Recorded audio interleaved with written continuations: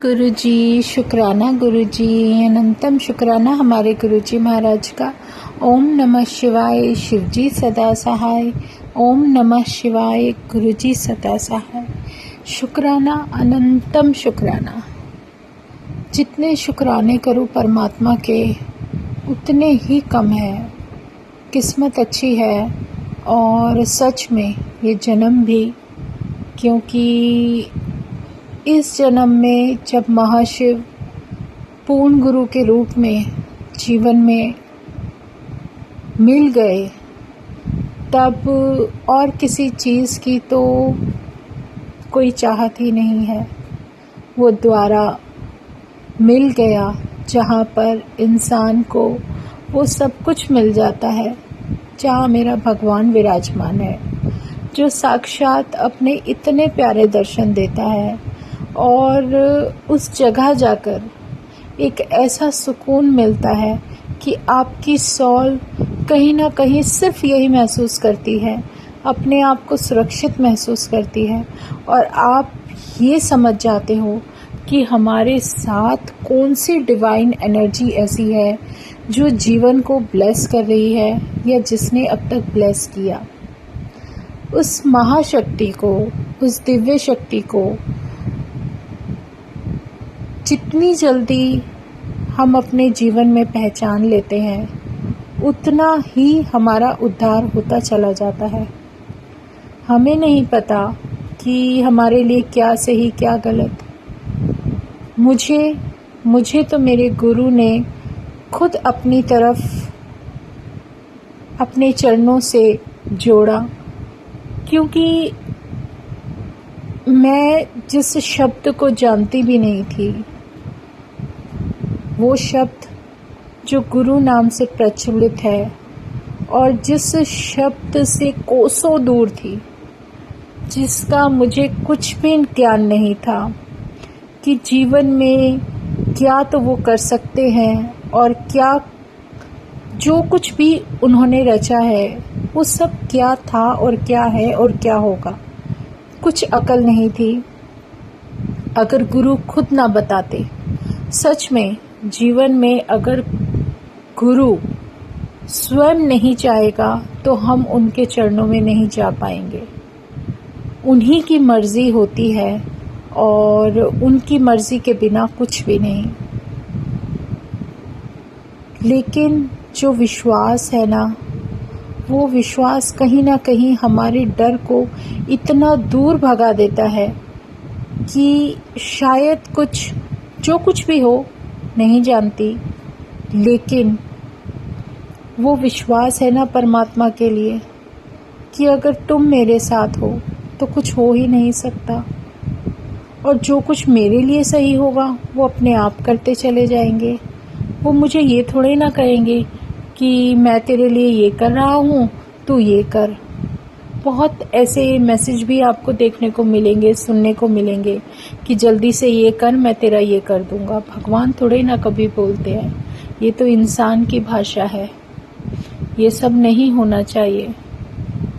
भगवान कभी ये नहीं बोलते कि मैं तुम्हारे लिए कर रहा हूँ, क्योंकि उन्होंने जो कल्याण करना होता है ना, वो तो पता नहीं कितने दिनों बाद हमें समझ में आता है कि हमें गुरु ने ये बख्शीश दी है, ये कृपा की है। उसकी कृपा का तो शुक्राना करना भी मुश्किल है, लेकिन हाँ, अपने जीवन में शुक्राना करना आना चाहिए।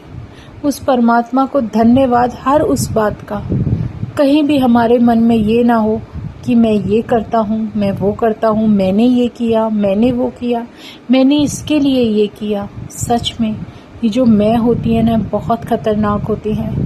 यही हमें बहुत हर उस अच्छाई से दूर कर देती है जो अच्छाई हमारे अंदर परमात्मा चाहता है। क्योंकि करने वाले हम कुछ है ही नहीं, करने वाला तो वो परमात्मा है।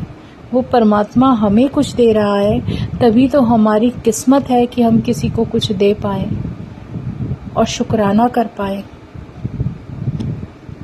बहुत ही प्यारा एक संदेश होता है मालिक का हमारे लिए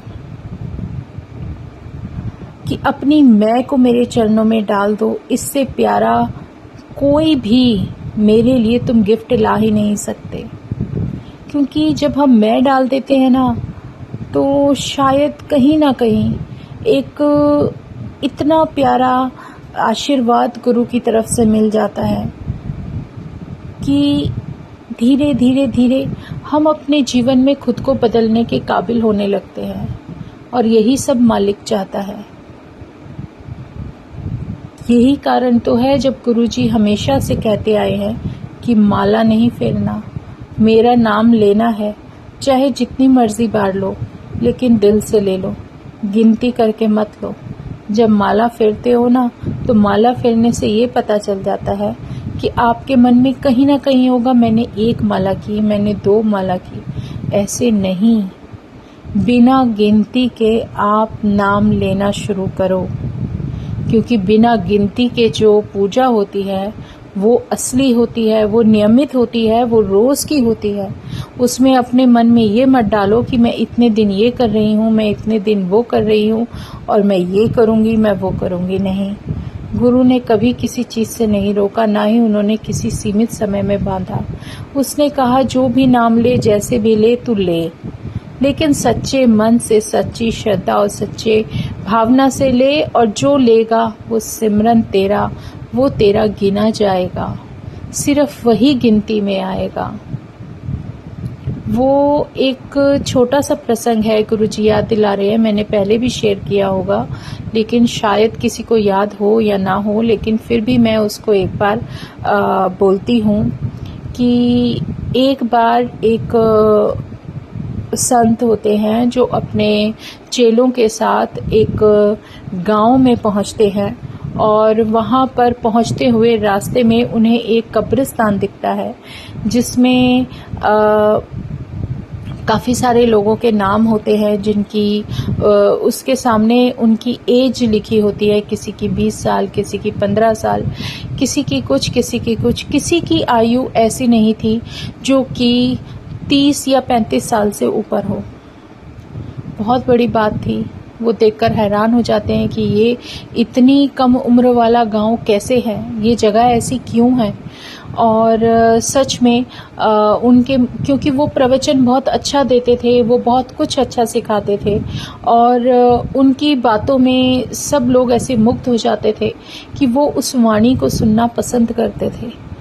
तो वो अपना प्रवचन देने उस गांव को चुनते हैं और जब वहाँ जाते हैं और वहाँ पर बैठे एक व्यक्ति उन्हें बताता है कि महाराज, इनकी इस उम्र पे मत जाना, उम्र तो इनकी बहुत थी, पर हर किसी के मरने के बाद सिर्फ उनके ये जो स्मारक चिन्ह है, इन पर सिर्फ वो उम्र लिखी है जिस उम्र में इन्होंने परमात्मा को याद करना शुरू किया, जितने साल उन्होंने नाम जपा, क्योंकि वही गिनती असली है और वही ऊपर तक जाएगी।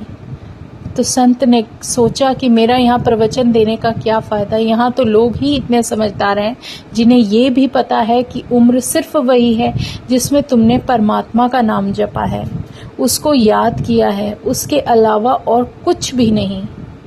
सब व्यर्थ ही जाता है। तुम्हारा खाना पीना, पूरा दिन मेहनत, सब कुछ तुम सिर्फ अपनी जिम्मेदारी पूरी कर रहे हो, वो भी इसलिए क्योंकि इस शरीर को चलाना है, अपने इन रिश्तों को निभाना है। और पूरे दिन में अगर आपने अपनी आत्मा से रिलेटेड, अपनी सोल के लिए अगर असली कुछ कमाया है, तो वो कमाई है तुम्हारा सिमरन। और वो सिमरन, वो नाम जप, वो परमात्मा का चाहे तुम 10 मिनट करो, 15 मिनट करो, 20 मिनट करो, पूरे दिन में जितना भी समय दोगे वही तो होगा असली, जो तुम्हें तुम्हारे जीवन के बाद भी तुम्हारे साथ गिना जाएगा। इस धरती पर आने के बाद जैसे तुम खाली हाथ आए थे वैसे ही जाओगे। तुम लाए थे अपने कर्मों की गठरी, अपने नाम लिखवाकर, अपनी भाग्य में लिखवाकर, लेकिन जब जाओगे तो उसमें से कितनों का हिसाब करके जाओगे और कितना वापस लेकर जाओगे। सिर्फ यही एक हकीकत है जो परमात्मा के पास वापस लौटने के बाद देखी जाती है। आपकी आत्मा कितनी क्लीन हुई, कितनी नहीं हुई, कितनी प्योर हुई, कितना तुमने अच्छा काम किया, कितना अपने आप को संभालने की कोशिश की, सुधारने की कोशिश की, वो सब प्रयास परमात्मा देखेगा। आपके मन में आने वाली भावनाएं परमात्मा देखेगा, ये सब वो देखेगा। यही सब तो है जो भगवान ने थोड़ी बहुत समझ दी और ये समझाने की कोशिश की कि अगर जीवन में कुछ तुम्हें करना है तो करो, लेकिन भगवान को जो याद करने का एक तुम्हारा नियम है या जो भी समय तुम उस परमात्मा को देते हो उसे मत भूलो। सच में परमात्मा अगर तुम्हारा साथ देने के लिए तुम्हारे साथ खड़ा है, हर उस औखे वक्त में तुम्हारे साथ खड़ा है, जो समय तुम अकेले नहीं जी सकते, नहीं काट सकते, फिर भी वो तुम्हारा साथ देने आ गया, तुम्हारे सारे कष्ट वो अपने ऊपर लेते चला गया, तो क्या इसके आगे हमारे पास हमारी जो सॉल है वो नतमस्तक ना हो और उसका शुक्राना करते करते ना थक जाए तो भी कम है। कितना करेंगे, कोई गिनती ही नहीं होनी चाहिए उस भगवान की, क्योंकि ये जो परमात्मा हमारे साथ है इसमें इतनी दिव्य शक्ति है। मेरा पूर्ण गुरु, मेरा महाशिव जो इस रूप में हमारे सामने है, जो इस स्वरूप में हमारे सामने साक्षात विराजमान है, जब उनकी तरफ देखती हूँ और जब उनके स्वरूप पर वो सारे कष्ट देखती हूँ जो उन्होंने मेरे जीवन के अपने ऊपर ले लिए, तो फिर कुछ बाकी सोचने समझने को रह ही कहाँ जाता है।